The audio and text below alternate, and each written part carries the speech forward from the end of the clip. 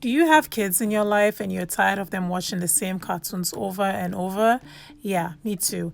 In this video, I am going to share some really nice cartoons that are good for exposing kids to other cultures and other countries. But before I get into the video, let me say hello. Thank you for stopping by the Worldwide With You channel. This channel was created to talk about different countries and different places. So if you like that content, please subscribe and stick around.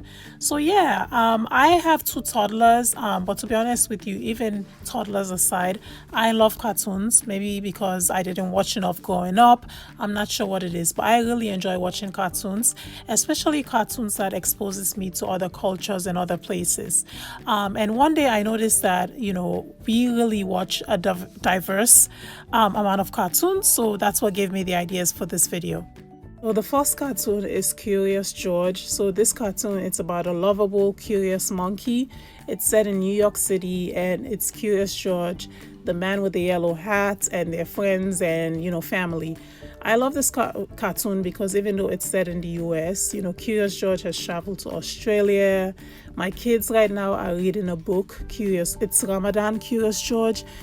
Curious George has friends who are Chinese, so they show Chinese culture. He has friends who are Spanish. So I think it's a great cartoon. Even though it's set in the US, it still teaches kids about other places and other countries. There's even Curious George, I think he goes to Africa or something. So Curious George is a great cartoon to teach kids about, multiculturalism and and just genuinely appreciating other cultures. Like, for example, I was very, very pleasantly surprised to hear that there is a book called It's Ramadan, Curious George. I've been trying to read that to the kids, leading up to Ramadan, and so far they're loving it. I'm loving it. There's just a real genuineness about it. It's okay, yes, George and the man with the yellow hat, they really want to learn about other cultures and immerse themselves. So yeah, I think it's a great cartoon if you're living in the States or if you're in an English-speaking country, to kind of expose your kids to other cultures. Even though the setting is primarily in the US, they still do travel to other places. They have friends who are multicultural, etc. So that's my first one, Curious George. Check it out. And if your kids also love Curious George, please comment down below. Okay, so my next cartoon is Peppa Pig. I really love Peppa Pig, and I think I should have said that at the beginning of this video. I actually enjoy cartoon. I'm one of those adults that will sit down and enjoy a cartoon. I don't know what it is. Maybe I didn't watch enough cartoons growing up as a kid, but I love Peppa Pig. It's so colorful and so simple. It's for preschoolers. It's set in the UK, but again, Peppa Pig does travel. So Peppa Pig again has gone to Australia. There's an episode where they go to Italy. So the reason why I like Peppa Pig is that I think it's just kind of exposing your child to different accents. Again, if you're in the US, it's set in the UK, so it kind of trains your kids' ear to hear accents and get used to it. I know my son watches this, my daughter also, they watch this without even blinking an eye, without saying what is Peppa saying. And I know Peppa Pig is very popular.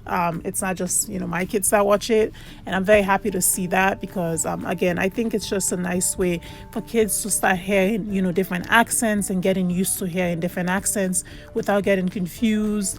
Because sometimes I think if you're not used to hearing different accents or different people speak, you can get a little kind of fluster, like, oh, what are they saying? So I think Peppa Pig is a great one. It's set in the UK, one of my favorite places, so I really enjoy it, and it's so lovable and cute, very simple. It's set from the perspective of a preschooler, so it's super simple, but it's so good. I really enjoy it as an adult. If you're an adult that also enjoys Peppa Pig, comment down below. So I know now you're thinking, okay, show me something that I haven't seen before, and hopefully maybe you haven't seen this one. It's called Omar and Hana. So as I think I say every video, I am Muslim, so my family is Muslim, and living in the US, I'm still trying to make sure that my kids get that exposure and that they learn their religion. So Omar and Hana is a great cartoon. I believe it's set in Malaysia, don't quote me. They don't really focus on what country it's set in, but I know it's like a Muslim country.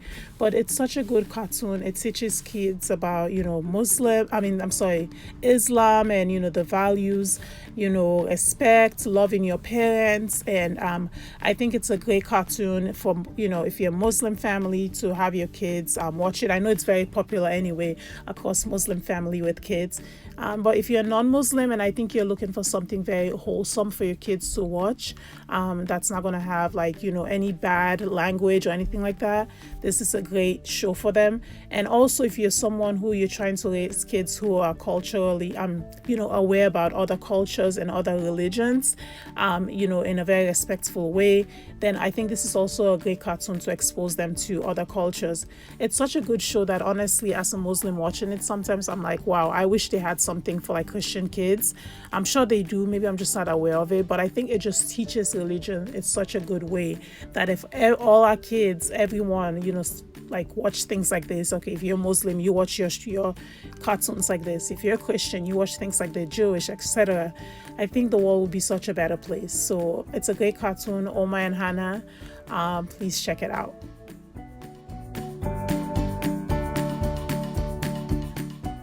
Okay, so we're moving on. So the fourth cartoon, it's called Simon.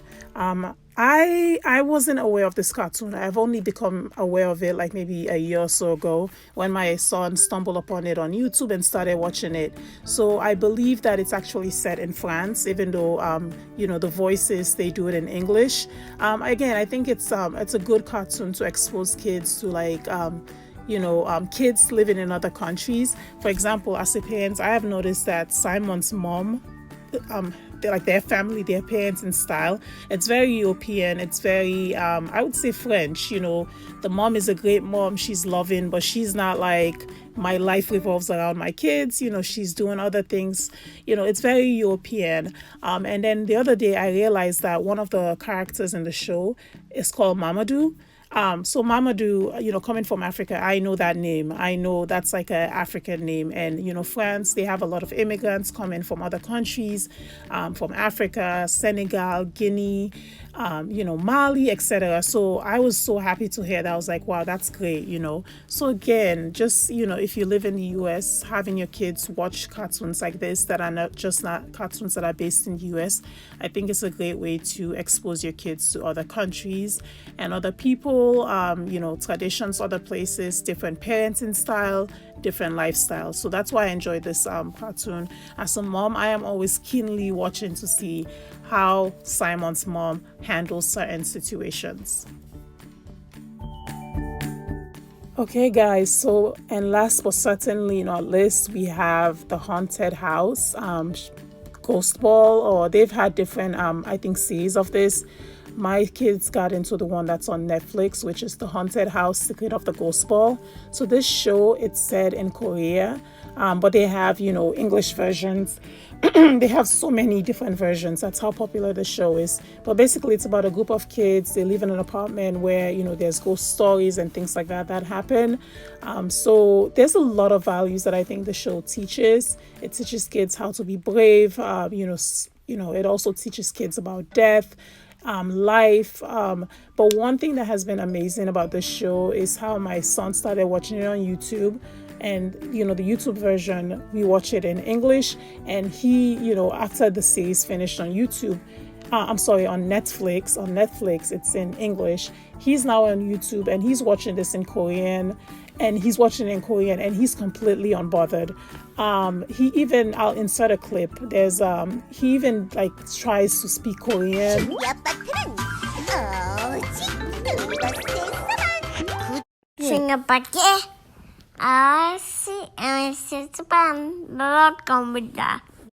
He enjoys it. He's not thinking what language is this. He's just purely enjoying it. And that's one thing I love about kids. I think, and I think that's why they say it's really good to teach kids when they're younger languages. They absorb it. They're not asking questions to say, why is this different? And getting hung up on, the language that they already know. They're basically like an open book. So anyway, this is a really great show. I enjoy it. Like I said, it teaches kids a lot of things, bravery, about life and death in a very nice way. There's a lot of adventure. So yeah, and if your kids actually watch the version in Korean, that's how you start, picking up one or two Korean words and, get familiar with the language that way.